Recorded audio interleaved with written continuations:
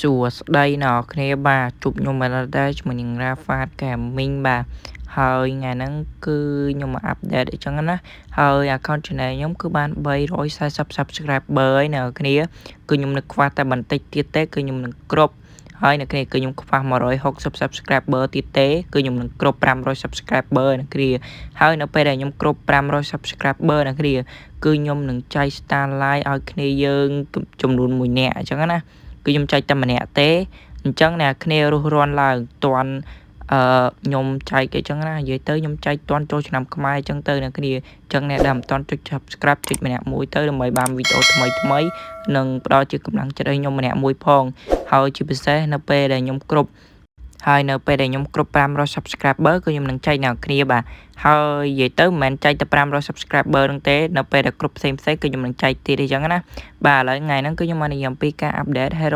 hero សេរីចាស់ដែលឈ្មោះថា Halo គឺមុនទូនបាន revamp ថ្មីហើយគឺមើលទៅរូបរាងគឺថាស្អាតខ្លាំងមែនទែនទាំងការ design ហើយមុនទូនគឺរៀបកម្រងនឹងចេញនៅថ្ងៃទី22ខែ4 2026យើងហ្នឹងហើយអ្នកគ្នាទាំងរូបរាងទាំងការ design ហើយនឹងសាច់រឿងរបស់គេគឺមុនទូនចេញមកអស់ហើយអញ្ចឹងគឺនៅថ្ងៃដែលចេញទេអញ្ចឹងគឺយើងមកមើលជាមួយនឹង skill ជាមួយខ្ញុំទាំងអស់គ្នាបាទថ្ងៃនេះគឺខ្ញុំមក update ឲ្យអ្នកគ្នាបានឃើញអញ្ចឹងណាហើយអ្នកគ្នាដឹងថាវាស្អាតប៉ុណ្ណាតោះអ្នកគ្នាបាទឥឡូវយើងមកមើលជាមួយនឹង skill ទី1 skill ទី1នៅពេលដែលយើងចុចទៅលើវាទៅគឺធ្វើឲ្យវារត់លឿនជាងមុនណាអ្នកគ្នាបាទនេះអ្នកគ្នាហើយដល់ពេលដែលវាពេញ stack គឺវាលីបថៅហើយលេងចេញភ្លើងពណ៌ក្រហមចឹងហ្មងអ្នកគ្នាបាទហើយឥឡូវខ្ញុំដាក់ឲ្យអ្នកគ្នាមើលពេលវារត់ទៅមកអ្នកគ្នាមើលបាននិយាយតែអា skill ហ្នឹងគឺអត់កែប្រែទេការពីសេរីចាស់ក៏វាអញ្ចឹងដែរបាទឥឡូវយើងមកមើលជាមួយនឹង skill ទី2វិញ skill ទី2របស់គេគឺថាវាចេញជាអានេះមួយអ្នកគ្នាបាទនៅពេលដែលយើងដំទៅលើ enemy ទៅគឺវាផ្ទុះហើយយើងអាចប្រើ skill បានមួយទៀតអ្នកគ្នាមក skill បថៅដំនេះអាបថៅពីក្រោយអ្នកគ្នាហើយចំណែកបើយើងអត់ដំទៅ enemy ទេគឺវាអត់ចេញជាមួយនឹងអា skill មួយទៀតនឹងឲ្យយើងទេអ្នកគ្នាបាទអញ្ចឹងនៅពេលដែលយើងដំទៅលើ enemy អ្នកគ្នាឃើញ load នៅលើ enemy អញ្ចឹងគឺវាចងខ្សែនឹងហើយយើងអាចដំបានម្ដងទៀតទេអញ្ចឹងណាបាទឥឡូវខ្ញុំសាប់ចាស់រៀងឲ្យអ្នកគ្នាមើលនេះលោតទៅលើ enemy ហើយយើងអាចដំអាបថៅខាងក្រោយគេវាបានអានឹងគ្នាបាទអញ្ចឹងវាមើលទៅវាតំណងខ្លាំងមែនតើទៅលើ skill មីហ្នឹង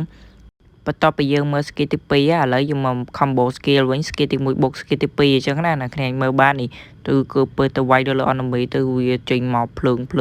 អ្នកគ្នាហើយអាមួយ hero មួយហ្នឹងនៅពេលដែលវាគ្រប់6 stack អ្នកគ្នាបាទអាចមើល stack ខាងក្រោមនេះបានគឺវានឹង load ដំអញ្ចឹងណាអ្នកគ្នាបាទហើយនៅពេលគ្រប់6 stack គឺវា load ដំអញ្ចឹងហ្មងអ្នកគ្នាបាទហើយនៅពេលដែលវាយធម្មតាគ្រប់6 stack អញ្ចឹងណាហើយអ្នកគ្នាមើល skill ទី3បាន skill ទី3យើងពេលយើងកវីទៅវាចិត្តខ្លួនណាគ្នាគឺវាអាចកវីបានឆ្ងាយទេវាវិលជុំវិញខ្លួនបានចិត្តនឹងទេអ្នកគ្នាបាទអ្នកគ្នាមើលបាននិយាយទៅជា skill ទី1 skill ទី2ហ្នឹងហើយមកគ្នាមើលបានហើយអា skill ទី3ហ្នឹងគឺវាកវីបថៅចេញភ្លើងអ្នកគ្នាបាទជាមួយខ្ញុំដាក់ឲ្យអ្នកគ្នាមើលនេះកវីបថៅចេញភ្លើងដល់ញ៉ៃរញ៉ៃវិញហ្នឹងអ្នកគ្នាបាទនិយាយទៅវា skill ហ្នឹងក៏វាលយដែរអ្នកគ្នាបាទ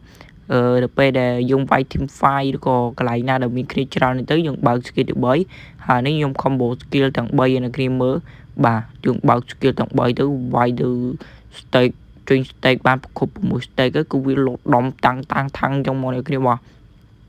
ហើយដល់ពេលដែលលោតដំទៅលើ enemy ទៅវាផ្ទុះចេញភ្លើងមកនិយាយទៅតំណងខ្លាំងមែនតើទៅលើ skill មួយហ្នឹងនិយាយទៅយ៉ាងដូច skin ហ្មងណាគ្នាបាទ hero ហ្នឹងវាដូច skin ហ្មងណាគ្នាបាទហើយចេញមកខ្ញុំជឿថានឹងមានអ្នកលេងច្រើនមិនស្រួលអាចនឹងមានអ្នកលេងច្រើនជាងថាមូសហ្នឹងអាលូកាទៀតណាគ្នាបាទជា hero វាយកាប់ hero team fight អញ្ចឹងណាតែសារ hero ហ្នឹងគឺថាដំបូងអត់ team fight ទេវា team fight ដែរគាត់ថាវាអត់សូវឈឺដូច the make ដែរឥឡូវ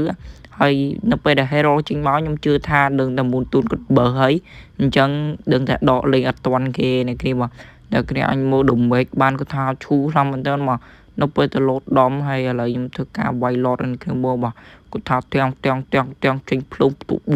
ប៊ូមសាប់ញាប់ខ្លាំងមែនតើមកនៅគ្នាបាទភ្លើងចេញមកយ៉ាងតំណងខ្លាំងមែនតើហើយនៅពេលដែលយើងឈប់វាយគឺវានឹងស្រក់ stack ហ្នឹងណាគ្នាthe stake នៅខាងក្រោមហ្នឹងគឺវានឹងស្រក់អញ្ចឹងនៅពេលដែលយើងវាយជាប់រហូតបានវានៅជាប់អញ្ចឹងវាដូច free អាសេរីចាស់ដែរនៅគ្នាបាទគឺតវាយជាប់ទៅអាចប្រើ skill បានអញ្ចឹងណានិយាយទៅនេះគ្នាមើលបាននេះដំផាំងមកទៅតំណងខ្លាំងតែ skill ទាំង3វានឹង combo គ្នាទៅវាឈឺនៅគ្នាមើលវិនាទីបានគឺខ្ញុំអត់ដាក់នេះទេអាហ្នឹងវិនាទីស៊ីនណាអ្នកគ្នាបាទអ្នកគ្នាមើលបាននេះអានេះ28វិនាទីហើយអា skill ទី2ហ្នឹងនេះនៅពេលដល់14វិនាទីបាទហើយ skill ទី1 5វិនាទី